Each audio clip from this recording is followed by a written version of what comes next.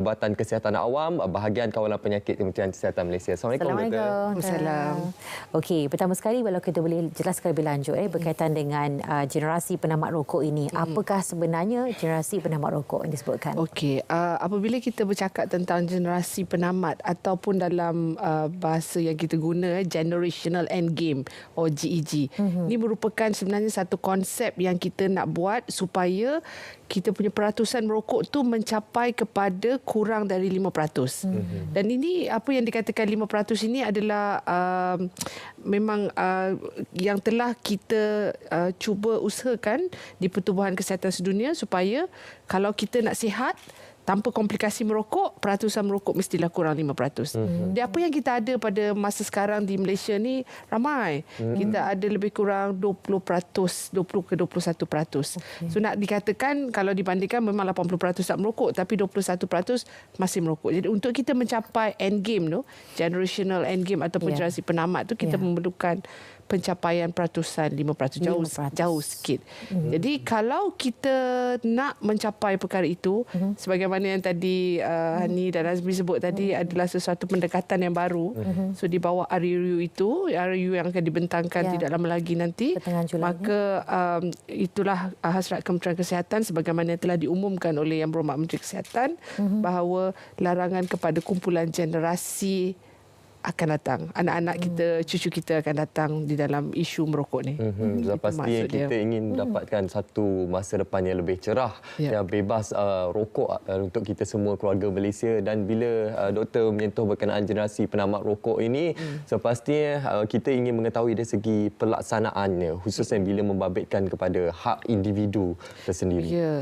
Bila kita bercakap tentang larangan, sesuatu larangan kepada individu, kita kena lihatlah bagaimana kita nak pastikan kita nak laksanakan perkara itu. Sebab kalau kita bersebut tentang merokok, dia bukan sahaja menyebabkan kesihatan dalam diri dia, tetapi asap atau wap yang keluar tu dia menyebabkan orang di sekeliling juga menghadapi masalah yang sama. Dia lain daripada gula, lain daripada kita makan nasi lemak. Apabila kita minum gula yang banyak, dia tidak akan mengalir pergi kat tempat orang lain. Ditanggung oleh diri anda sendiri. Tetapi dalam isu merokok ini, apabila kita merokok ataupun mengisap vape, wap ataupun rokok asap itu akan keluar pergi kepada orang sekeliling. Jadi nak kita kata hak mereka untuk merokok, hak mereka untuk merokok, tetapi bagaimana pula dengan hak kesihatan individu yang berada di sekeliling, anak-anak mereka, ataupun kita kalau pergi ke tempat awam, orang yang awam yang berada di kawasan sekeliling dan sebagainya. Jadi itulah apabila kita nak menjalankan ataupun memastikan satu polisi sebegini, kita kena lihat dari konsep isu merokok itu sendiri bukan isu diri dia sendiri, tetapi isu sekeliling.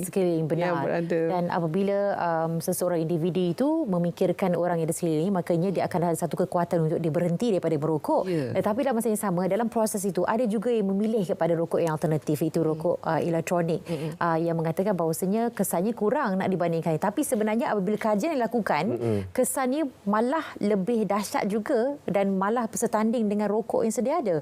Jadi kalau kita boleh kongsikan tentang perbezaannya, boleh bagaimana? Okey, sebenarnya ramai orang confuse lah antara rokok dengan rokok elektronik ni. Ramai yang mengatakan bahawa rokok elektronik ni dikata kurang kemudaratannya. Okey, jika dibandingkan dengan rokok elektronik, dia punya perbezaan dia ada dua je. Satu, yang rokok tu kita bakar. Yang rokok elektronik tu dipanaskan. Ibarat kita masuk kukus dengan kita bakar. Itu antara konsep je lah. Dan kalau kita lihat, kalau bakar tu memanglah mengandungi karbon monoksida. Dan dibandingkan dengan rokok elektronik tadilah perbezaannya. Namun kalau kita lihat apa yang keluar, orang selalu kata Dr. Ariana wap air je yang keluar, bukan yang ada apa, sebab dalam tu hanya flavor, rasa. Walaupun katanya zero nikotin, tapi sebenarnya ada nikotin. Okey. Jadi apabila dipanaskan, uap air atau flavor apple lah, flavor mangga lah, dia bukan keluar air, dia keluar banyak chemical yang menyebabkan iritasi kepada sel-sel badan. Jadi kita bayangkan kita sedut dalam kita punya hidung masuk ke paru-paru dan Dan sel-sel paru-paru kita sangat lembut. Dan tentunya ada satu iritasi yang akan berlaku, kan? Dia akan menyebabkan apa kita panggil damage dekat sel tu. Jadi bagaimana kita nak kata benda itu lebih selamat bandingkan yang ini? Ini apple, ini orange. Yang ini tak selamat dia begini, yang ini tak selamat dia begini. Dan macam Hani sebut tadi pun, kajian dalam menunjukkan bahawa orang yang cuba untuk berhenti merokok dengan rokok elektronik, akhirnya mereka bertukar, dia switch. Nikotin tetap diketagih, merokok dia tetap rokok. Dan kalau kita lihat dari segi ada juga kajian yang menunjukkan bahawa mereka dua-dua combine. Sekarang ni kita tengok orang isap vape, isap rokok. Kita biasa tengok isap vape sekarang atas motor keluar berkebul, kan, lebih mudah pula sebab simpan je, tak payah nak mancis dan sebagainya. Jadi itu adalah satu trend yang memang sangat membimbangkan, terutama kepada generasi penamat yang kita nak buat ni lah. Maksudnya generasi anak-anak muda yang kita nak implementkan. Seperti yang doktor nyatakan, rokok dan juga rokok elektronik ni kedua-duanya membawa kemudaratan kepada kesihatan kita. Tersendiri. Dan dia sudah pastinya satu perkara yang perlu kita sampaikan kepada masyarakat di luar sana. Baik doktor, untuk kita mencapai generational end game ini, seperti yang doktor kongsikan tadi, 20% merupakan populasi di masyarakat Malaysia ini yang merupakan perokok tegar ataupun mungkin perokok aktif. Jadi bagaimana alternatif ataupun kaedah yang diberikan oleh pihak Kementerian Kesihatan Malaysia untuk membantu kelompok sasar ini berhenti merokok, doktor? Okey, kita ada dua kelompok kat sini sekarang. Kumpulan generasi penamat yang kita nak cuba sasarkan dengan kumpulan generasi kita ni. Alright.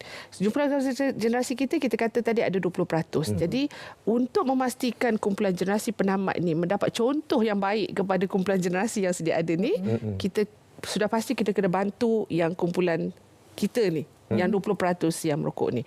Dan di peringkat Kementerian Kesihatan Malaysia, kita telah berusaha untuk meningkatkan lagi perkhidmatan berhenti merokok. Kita cuba untuk bantu dia untuk berhenti merokok.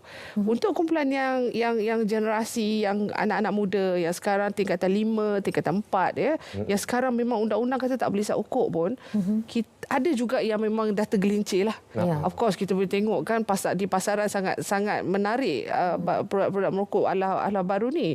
Jadi kita telah pun memulakan banyak program, terutama dalam program pergigian atau dipanggil program kesihatan oral tanpa amalan merokok. Mereka memang masuk ke sekolah-sekolah, periksa gigi, tengok gigi. Kalau ada yang merokok atau menggunakan vape, maka mereka memberikan intervensi yang lebih cepatlah. Maksudnya mereka cuba rawat sebelum mereka ini menjadi perokok tegar sebelum keluar daripada sekolah. Jadi ada dua pendekatan yang kita buat. Anak-anak generasi penamat ini dan juga generasi kita yang sedia ada, yang sedang merokok. Jadi memang kita galakkan yang kita tua-tua yang isap rokok ni, berhentilah merokok, cuba dapatkan rawatan yang telah disediakan, ataupun paling tidak pun kalau betul lah kesukaran untuk berhenti merokok itu, maka kita mulakanlah amalan tidak merokok itu daripada dalam rumah sendiri. Kita pun ada juga program-program seperti My House program, Rumahku Bebas Rokok. Maksudnya kalau siapa-siapa nak merokok, tuan rumah, orang yang datang, tak rokok kat dalam rumah, rokok di luar rumah. Jadi dengan cara itu mungkin tercetusnya hati mereka untuk berhenti merokok. Jadi dengan ini kita harap generasi penamat taklah nampak orang merokok. Macam saya percaya kita dah tak nampak orang menyentil. Tidak. Kan orang makan sirih kan. Anak-anak saya pun tak pernah tengok benda-benda tu. Jadi kita harapkan di masa hadapan perkara ini akan sama seperti makan sirih. Ia pasti mengambil masa sebab ia cabaran bukan saja kalau dah diintervensi dalam sekolah, tapi di luar masih lagi ada yang terus merokok. Jadi pengaruhnya itu pun kuat juga.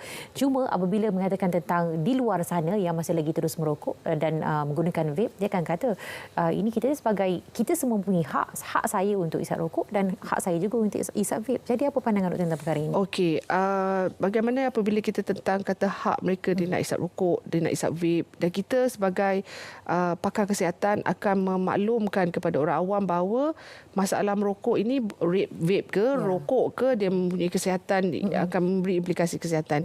Jadi hak untuk mereka merokok, mereka terpulang pada mereka. Maksudnya kalau mereka dah tahu itu isu dia, mereka cuba cari jalan keluar untuk untuk berhenti merokok sebagaimana yang kita kata kita telah sediakan.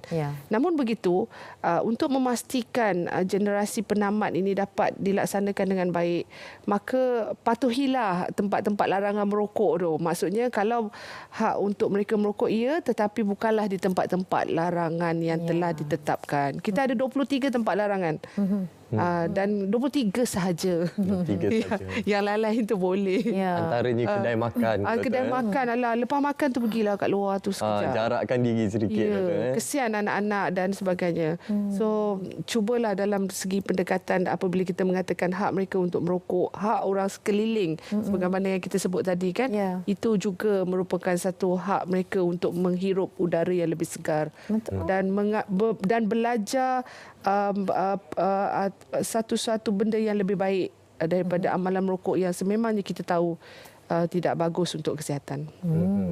Bagaimana dari segi harapan pihak KKM sendiri dengan akan dibentangnya RUU Akta Kawalan Tembakau dan Merokok ini? Bagaimana dari segi harapan dan juga kesan pelaksanaan generational endgame ini kepada seluruh rakyat Malaysia kelak? Apa yang kita telah berbincang dan kita cuba untuk supaya harapan kami bukan saja enforcement ataupun penguatkuasaan ini dapat dibuat, tetapi sama-sama dengan masyarakat di luar untuk bersama-sama memperkasakan perkara ini. Sebab tanpa masyarakat, tanpa badan-badan bukan kerajaan, NGO yang membantu, maka pelaksanaan GEG dan Akta Baru ini mungkin sukar untuk kita jalankan.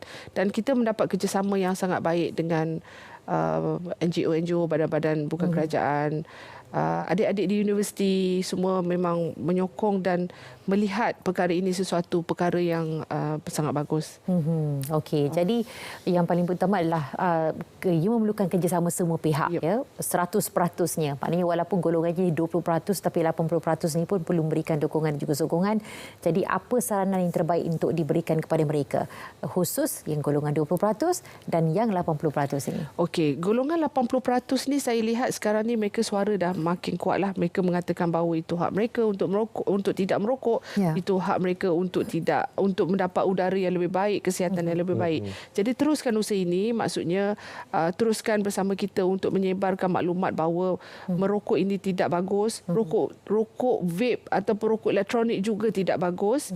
Itu adalah untuk yang kumpulan yang tidak merokok, dan tolong pastikan anda tidak mulakan amalan merokok. Tapi kumpulan yang 20% ini, saya percaya mereka ingin berhenti merokok. Jauh di sudut hati mereka tu, walaupun dia merokok tegar, saya rasa kalau ada yang di sini ataupun ada yang di luar sana di rumah mendengar ini, perokok tegar dia macam mana pun dia ada hati untuk berhenti merokok. Jadi dapatkan bantuan untuk berhenti merokok. Kita ada sediakan laman sesawang mudah untuk mereka lihat dan tengok bagaimana mereka nak berhenti merokok di www.jomquit.com. Jadi kita memang nak bantu. Kita memang bantu mereka, kita kesian, kita memang nak bantu supaya mereka mempunyai tahap kesihatan yang lebih baik daripada apa yang ada sekarang. InsyaAllah. Ini bukan satu harapan yang cukup besar untuk kita semua keluarga Malaysia, untuk kita memperkasakan generational endgame. Untuk kita memperkasakan bagaimana generasi baharu bebas asap rokok. InsyaAllah satu usaha yang baik yang akan dilaksanakan oleh pihak Kementerian Kesihatan Malaysia, dan sudah pasti usaha ini akan berterusan di setiap lapisan peringkat akar umbi. Itu sudah pasti. Bukan ucapkan terima kasih pada Dr. Nur Ariana Hassan, pakar perubatan kesihatan awam bahagian kawal penyakit KKM bersama kita pada waktu ini. Jadi sama-sama kita beri sokongan kepada program yang disediakan ini, Generasi Penamat Rokok.